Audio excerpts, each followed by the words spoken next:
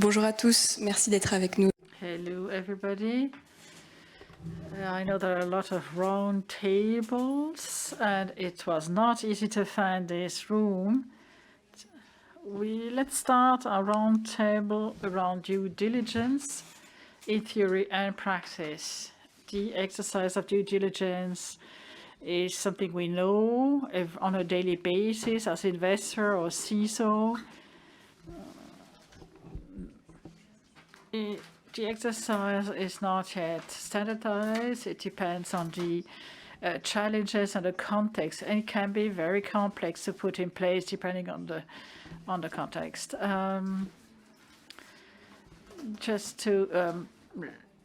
The problem of maturity and risk assessment exists in different contexts, cyber insurance or the maturity of a supplier.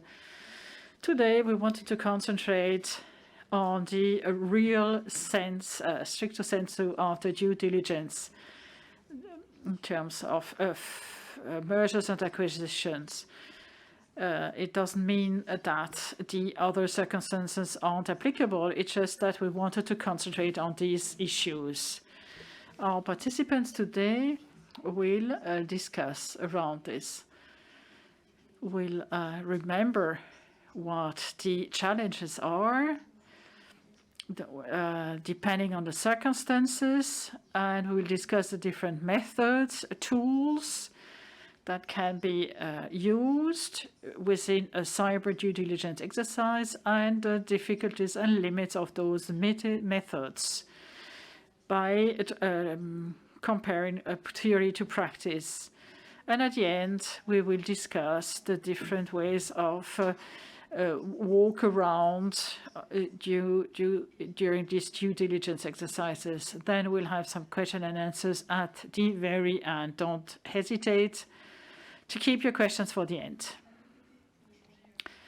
On this round table here aside, we have on my side, Vincent Marais, partner cybersecurity and privacy at KPMG. Hello. Valentin Momon, our cyber expert and lead on Lexfo.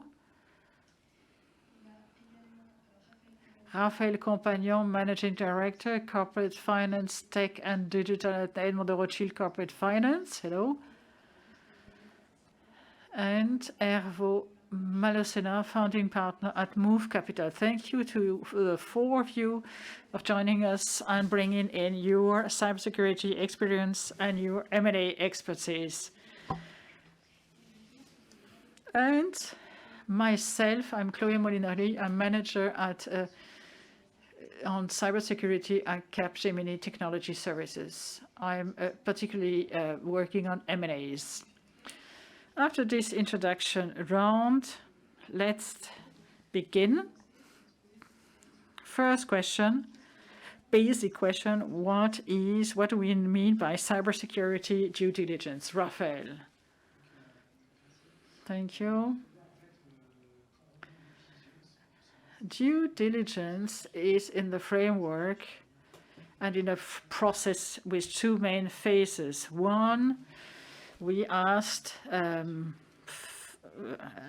financiers to finance, and they need to analyze the company on the basis of their own declaration. Once we receive offers, the investors or buyers verify,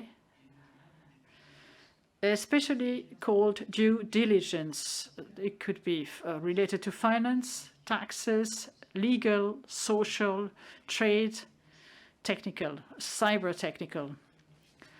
Most of the time, these investors try to evaluate the risk through the due diligence.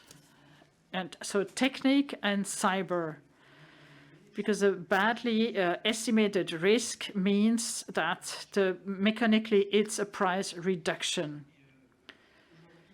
Today, we see more and more in the last couple of years that the cyber subject is important during the deal discussions.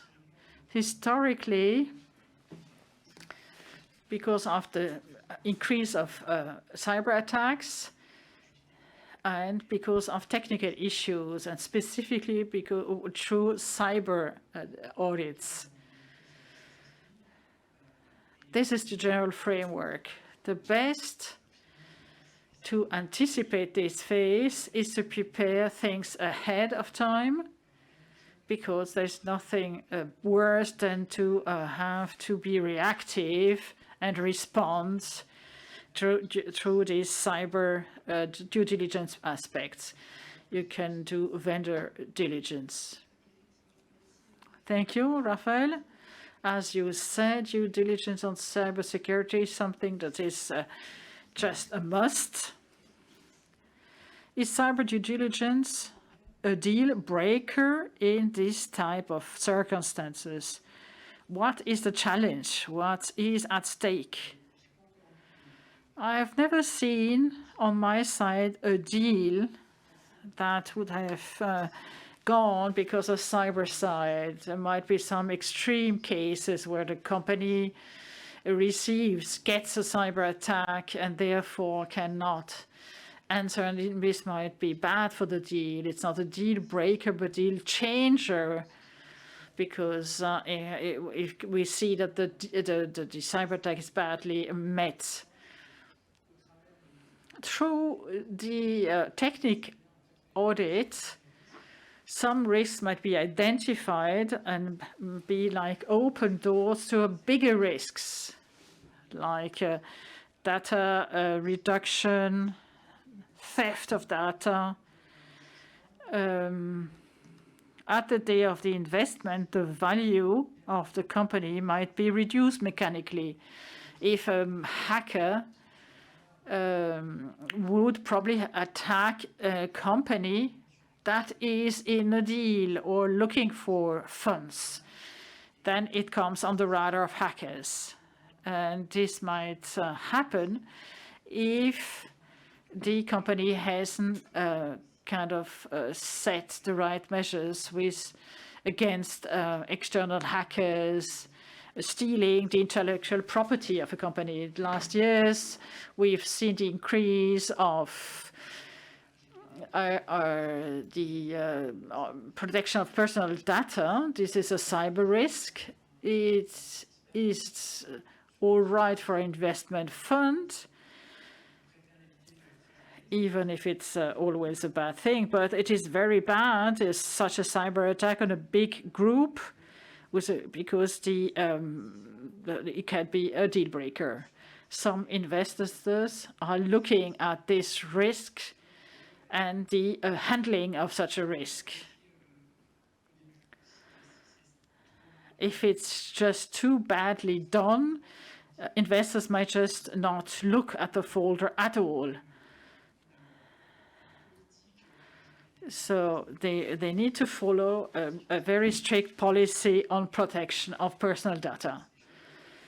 This is something that needs to be dealt with beforehand.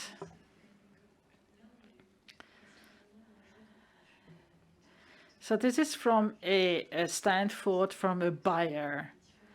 It would be interesting to see, depending on the type of purchaser, strategic purchaser, for instance.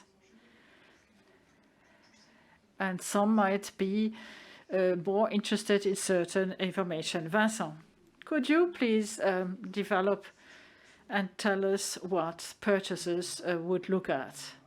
General terms, I've never seen a deal breaker. But when we do cyber due deals, it's always interesting to have an idea, a feel for the maturity of a company. And the question is always what needs to be done to make sure it reaches its maturity, appropriate maturity, whatever the term is. And how much does it cost to fight the leakages?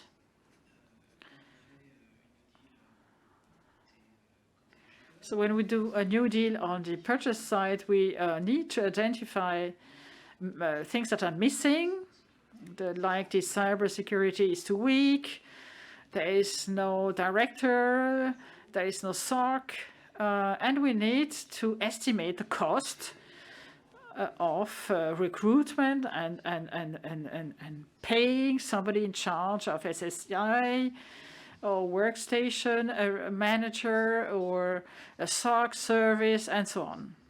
These are estimates. However, we have some ideas, some generic data, and it has an impact on the price. The buyer needs to take into account the cost, the additional cost in his equation. When we talk about deals and acquisition that are more strategic, integrating the target in the purchasers group, there might be some cases where there are license contracts that are included. If the target isn't too big, we can integrate a target, or in cybersecurity services, the group existing in the group. This has an impact on the cost. Or another solution is to have a TS1, which is very common in the IT field. The purchaser delivers IT or cyber services even after the purchase, so during a couple of months. These are strategies that it costs, and this can be a result of a cyber New Deal due diligence. In the case of an integration, M&A, we need to think that people will want to access, and therefore there must be no breaches or anything that could be a risk, mean a risk to the IT system of the purchaser. This is part of the remediations, and that needs to be foreseen, and where we need a budget for. Thank you very much, Vincent. So we need to remember that the challenges are very different depending on the type of deal and the type of M&A. It's one of the elements we need to take into account if we look at the due diligence strategy. After talking about challenges, let's deep dive into the subject. Valentin, what are the methods that can be used during this cyber due diligence? There are two main methods or perspectives that can be used simultaneously. First, it's the external audit. We need to evaluate and estimate the target. It's numeric digital footprint, the cartography, the mapping, the services. Are there any data leakages? Is there any risk? Is this an industry at risk? Where is the infrastructure? Is it using cloud or not? We need to verify whether the structure respects the regulation and the good practices in digital-wise or legal-wise. And we'll have to look at intellectual property. We'll do tests, source codes, software, other developer talking on forum or not? Are there any error? sometimes identifiers, sometimes it's data leakages, a little bit more consistent or discrete in repositories, and the confidentiality is not there, and all the actors and stakeholders might have a look at it. We could also have a look at platforms, bit sites that give a ranking on the basis of hidden algorithm, taking into account different technical markers to see and to estimate the level of security and on arbitrary criteria.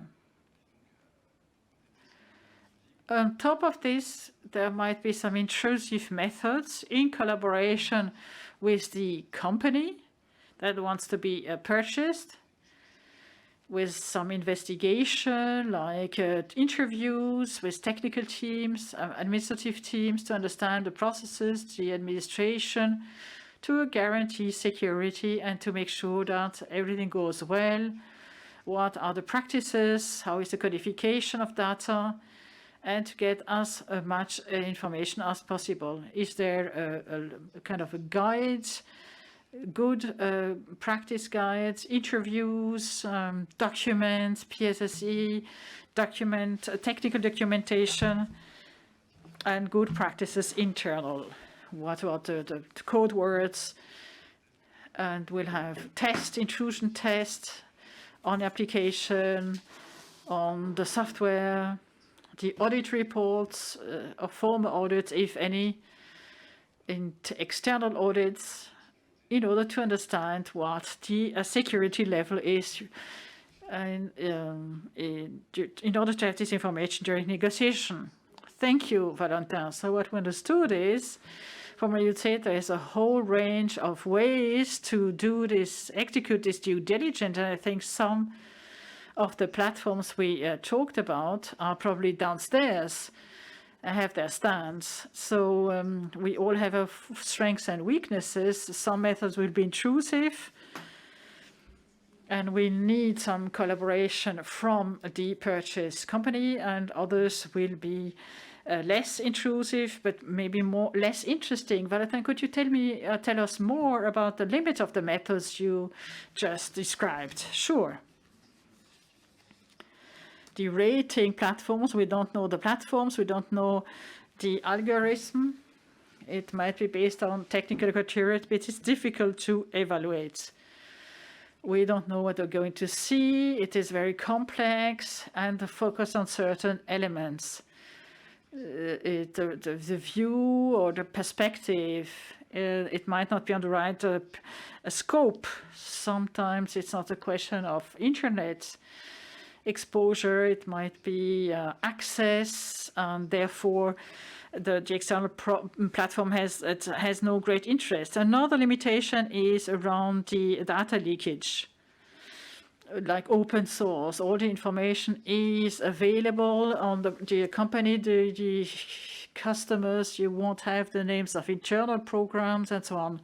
Will be missing the markers showing any leakage. It can be org charts or whatever. So we'll have to see what exists on the net. And then the pen test, intrusion test, this is very periodic. It is green or is it red? The result of the audit will only be valid at a certain point of time. And the situation can deteriorate very quickly. The limitation is depending on the circumstances, the company can be open to some practices. They will open their technical teams, their documentation database with a data room. They will participate actively, provide counterparts, but it can be just very superficial. People will tell you in an interview whatever they want, and you will be missing an internal view. It's going to be just a snapshot on some good practices, this is the case when people will want to speak. Sometimes people are not available, don't want to participate, or give only some partial indication and information, or audits are being postponed because the counterparts have no time or have delays to meet and want to correct something before you come and audit. This doesn't help the process, obviously, because these audits need to take place quickly.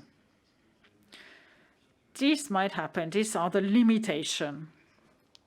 Sometimes, in order to have an overall view and evaluate in a more secure way, you need to wait once the deal is done, and it can be complicated, very complex to get a tactical information.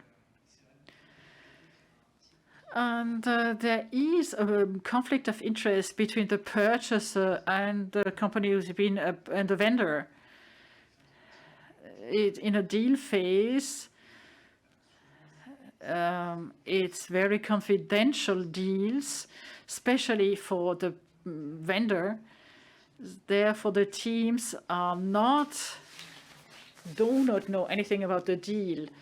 There is really the will of the founders or the managers to inform the teams very much at the last minute, and the purchaser becomes a structuring element of the audits with all limitation that brings along, as you said. It's very punctual, it's a snapshot, it doesn't always give the overall view. These elements are very complex in the case of a purchaser who is very near to the business, who is very intrusive, and there might come to a loss of intellectual property if the audits are not well framed. It's difficult sometimes to find the right methodology, kind of a middle way, and it is easier once the deal is pretty sure. Sometimes it's good to sequence the level of granularity of the processes. This is done typically when we are with a purchaser or that is a competitor. The key contract are only shown at the very last minute, and at the same time we could sequence the audits in such a way that they only happen at the very end once everything has been secured in terms of contract and dialogue. Thank you, Valentin. Thank you, Raphael. We've seen the methods. On one hand, external intrusive.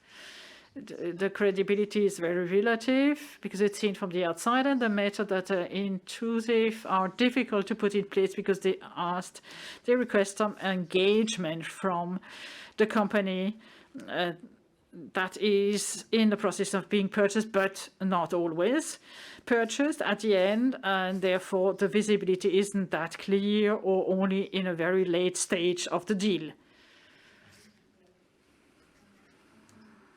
But let's not have too bleak a view, because it's not always the case. And there are things you can do, workarounds. Could you tell us more about these workarounds?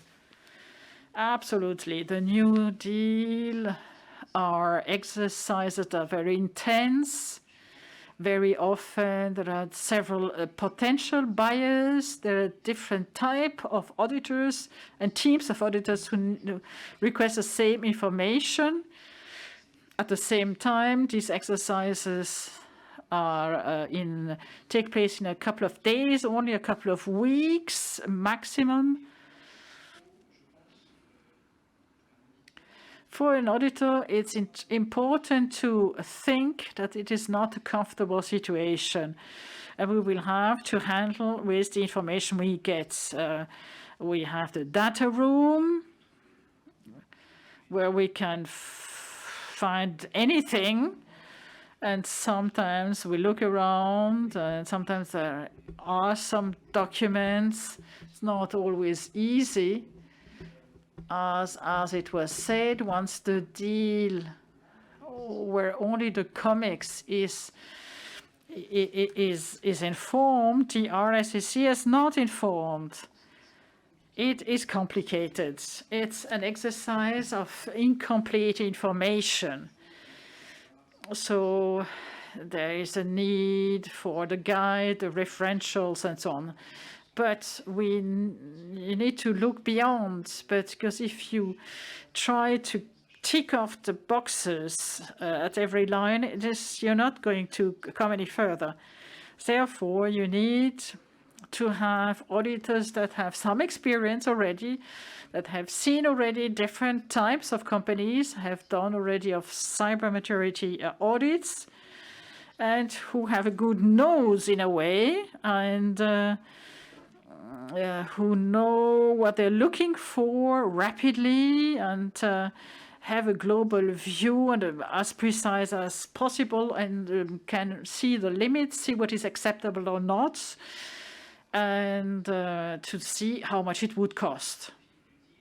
Then, as the deal becomes more precise, if the deal is public, for instance, then we have access to RSCC, or there can be another relationship with the target company. We can have more in-depth investigation that needs for intrusion tests or active collaboration, configuration, extract, extracts, and which the contract level, contract leverage is important. With the closing clauses with different milestones, setting milestones, saying at this milestone we will be more in depth, we will have an intrusion test, and then in the closing period to be in the starting blocks to know what we're going to do first. A compromission audit to check the servers and the malwares, something more in-depth than just a classical due deal. What needs to be done just after the connection of the network, control, test, change the rules of the set, or include into cybersecurity measures of the buyer. As a summary, we need to be comfortable with the uncomfortable situation of a deal. We need to sequence and get step by step a better view, more concrete and precise of the maturity as we walk along by using these different tools we've been talking about. Another question is around companies that purchase a lot because it's part of their strategy, it's probably more funds, for instance. It could be interesting to standardize a methodology of due diligence. Hervé, this is a question for you. What is the capacity to standardize the due diligence approach, especially on cybersecurity? Thank you. We need to say that as an investor, when we do due diligence on cyber technical subjects, we buy as a minority or as a majority. Standards emerge, but not as clear as when you do a financial audit or the due diligence ESG. In most of the cases, as Raphael said, in VDD, vendor due diligence, there is not always a part of independent cyber. It needs to be part of questions or more global questions, generally speaking. We have a standardized approach and a non-standardized approach, and I'll come back to that, depending on the company. Usually, we have a certain set of questions, as said before by my others, like service contracts, service level contracts with service providers, cyber defense. Do they have access to a SOC? How long? What happens in case of an attack, and so on and so on. So it's quantitative aspects around defense, defense systems of the company. Then we look at the teams of the company, whether they are aware. They will say, yes, we're all very aware, but are there any training sessions? Are there procedures with their employees? All these points are covered in our list of classical due diligence, in our case, for companies that are more technological, and there is a big variance in terms of sensitivity. When they are generalist, it is different. And we need to have a start point to see whether we invest or not in a company. We know where we want to get to, and we are interested to discuss with the manager. These are the limitation problems we found in your cyber defense. Here are the standards we want to get to, and to define a way with them to get to that. So this is the first element, the most important element for broad tech companies. And then there is a second element. These are companies. This is relatively standardized. The second basket is companies which are in more sensitive sectors when it comes to cyber attacks. For example, we see many aspects in the area of logistics. We see many IoT platforms. A logistic company which uses tech as a main tool can have great risks of ransomware, so they need to have a higher level of protection. Obviously, there are more elements, and very often companies say that they put a lot of attention, and they say that it's not an issue to check their employees. Some months ago, we made a due diligence on the CEO of a company who was very paying a lot of attention to many defense issues, but we found very private data of the CEO on the dark web. And this is why there is a rhetoric, but for then sensitive sectors, there is a great need to go more in depth and to look into it closely. We need to look into external providers, into authorizations.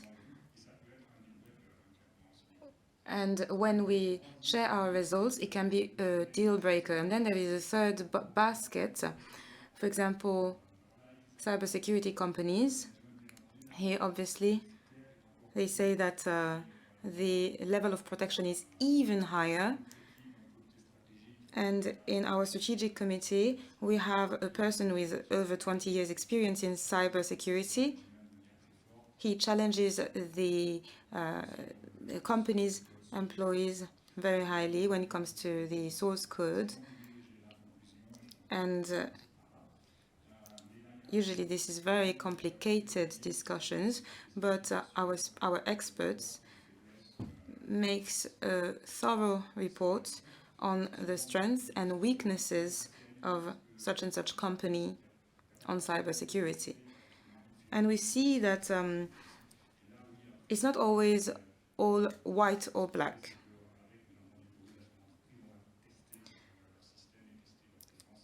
We also test companies' system, companies' defense, to see whether what they say is true. But it all varies from the company's size, from the answers they give to our standardized forms. So in conclusion, I say that in the end, this topic needs to be improved, but it is work in progress. There are a growing number of providers working in this field. And I think that this is a sector for the future. Thank you very much. So, in a nutshell, capacities need to be increased, and it will need to look at all dimensions in the sector. We talked about the challenges, the company's type and size, and regardless of the method which will be developed in the future, it will need to be able to adjust to all contexts. So if you have any idea already, please feel free to share. And maybe one last question for you, Vincent, on the good practices and the recommendations you would have when it comes to cyber due diligence. So do you have any recommendation or any good practice to share? Well, we referred to the due deals. From the buyer's perspective, it's something which is increasingly used in order to make sure that we know how much it will cost. It's as good as it gets. It cannot be perfect, but increasingly we see that companies contact us in order to carry out due deals for buyers. And the idea is to brace ourselves, to prepare ourselves, because this is quite a difficult endeavor. Often when we are a due deal buyer, it's quite difficult because in France we are not the best at red tape, and when everything is based on documents, it can be complicated. So sometimes we need to help targets or stakeholders to consolidate and to make all the documentation allowing an auditor to have an idea, to make up their mind, and to highlight good points, because sometimes there are good practices, but when they are not documented, they are invisible. So this is something that we do. At the same time, we identify shortcomings. Sometimes we can help to improve them when it comes to documentation, for instance, but very often we don't have enough time, and then we need to accompany them to have an action plan in order to show the auditor not to hide the reality, but to be reassuring. And when it comes to the due deal vendors, there is something which is less obvious, but there is expertise in cybersecurity, and this can benefit the entire group. So we need to have this in mind, and we need to ask ourselves, what is the cybersecurity risks for buyers? So this needs to be prepared, and notably in due deals. Thank you, Vincent. So what we understand is not only to hide things or to make it look good, but also to protect the entire company. This process allows us to identify vulnerabilities, shortcomings in documentations, and this is better in the end for the entire company. To conclude, and before moving on to our Q&A session, we wanted to change perspective, because there is the cyber due diligence, but what about due diligence of tech companies.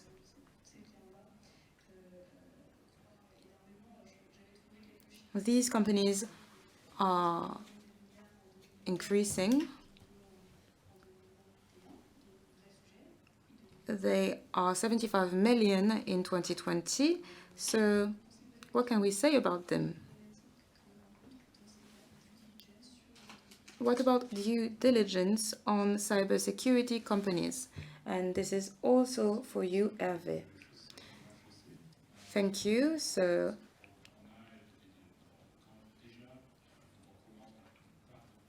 to begin with, when we start, usually there is a very detailed report. So we start with a high level of information, but this is not always the case.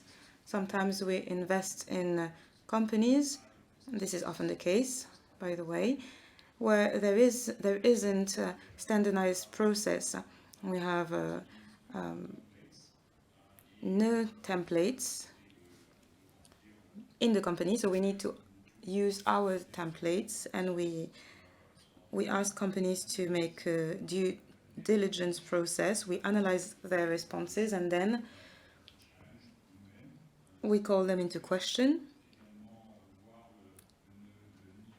We also want to know their level of openness, and then we invite an internal and an external consultant to work on it. So this is more standardized, but cyber is a very broad sector, and it's more or less standardized. Depending on the company's raison d'être, depending on the type of software or products, we need to adapt our due diligence. But very often we have surprises. For example, a company specialized in antiviruses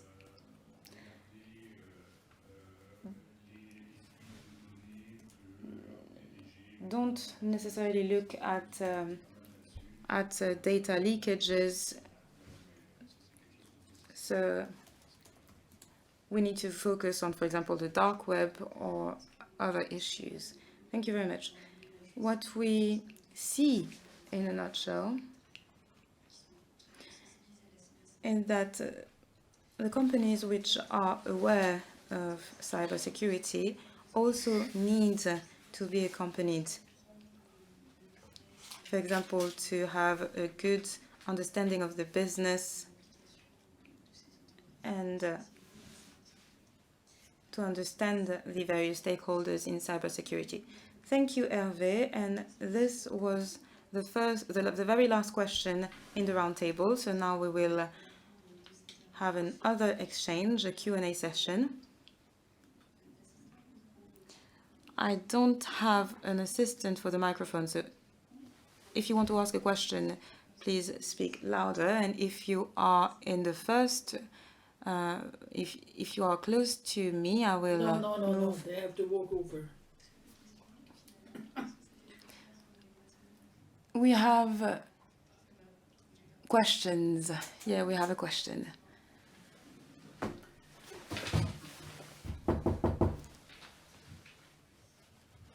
Il faut un micro.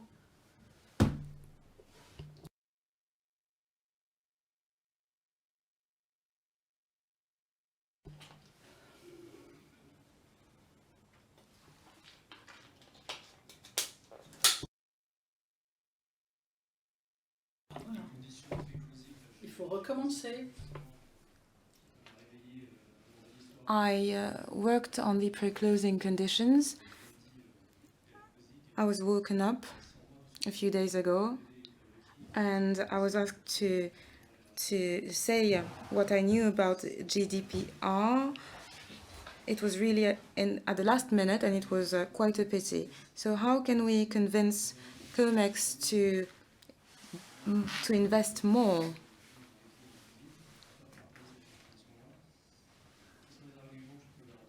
What arguments can I give them to secure this ahead.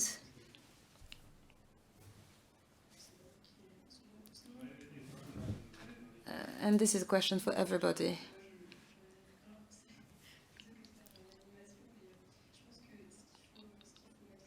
Well, what we need to highlight are the advantages and challenges. We said that we needed to highlight the cost of due diligence because companies can negotiate. So there is a financial aspect, and EXCO is aware of that. There is also the aspect of cyber threats.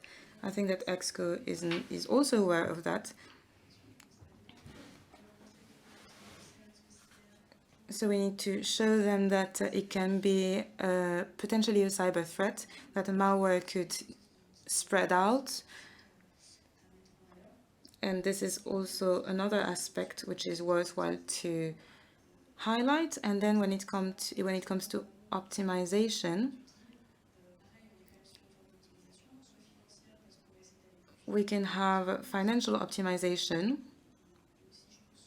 by being more efficient, by targeting more and better, and we can integrate cybersecurity in the integration. We talked a lot about due diligence, but we could have had another roundtable about cybersecurity, cyber due diligence, but I think that we need to focus on cybersecurity in due diligence and throughout the process after the takeover. And generally speaking, we need to present things not as a cost, but as an investment. So it's an investment when it comes to the price, to the negotiation, but also for the integration. What we see is that things are changing. A few years ago, people were called overnight to do it, but now things are doing with more anticipation. There are teams in charge of doing this in cybersecurity departments. There are processes devoted to this, and the idea is to prevent 6 months delays, but I think that things are going in the right direction. And also to add, it might be interesting to show that security has an added value. It can be an enabler. We shouldn't see security as a blocker, but we should say that thanks to security, I can have a secure integration. I know what process I need to implement, and everything happens smoothly. What I wanted to add is related to the risk. If we integrate a company which was badly assessed, if we have bad data, and if the wide range of codes are already exposed, I think that the risks are very high, as well as the costs, and the costs will be much higher than due diligence. So the question is, have companies really assessed the risks of a bad analysis? Thank you. This was a very complete answer, very comprehensive answer. So another question. In your experiences, some things were used, such as ISO.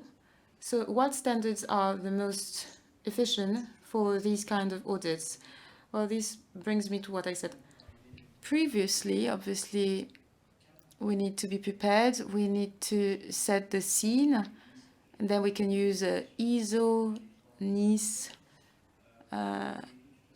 or another mechanism. But it's not as if banks were coming suddenly overnight and requesting things. Some people are unaware. Some people are overwhelmed, so this might lead to a great deal of frustration, and it can bring about time loss. So we can have roadmaps, and we can also ask ourselves whether risks have been identified, whether we have a roadmap, because this is at the heart of what we are trying to do.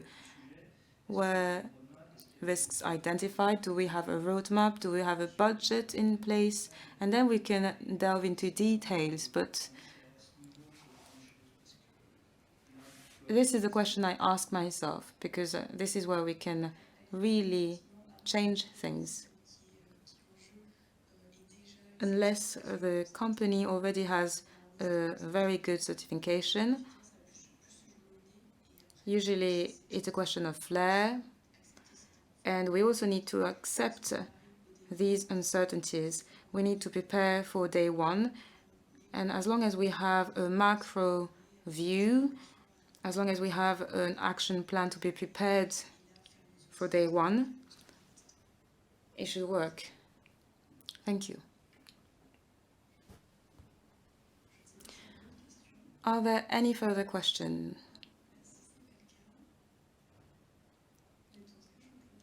Well, if not, I would suggest to finish this session. Thank you very much, especially the four of you, for participating in this roundtable, and have a lovely day. Thank you.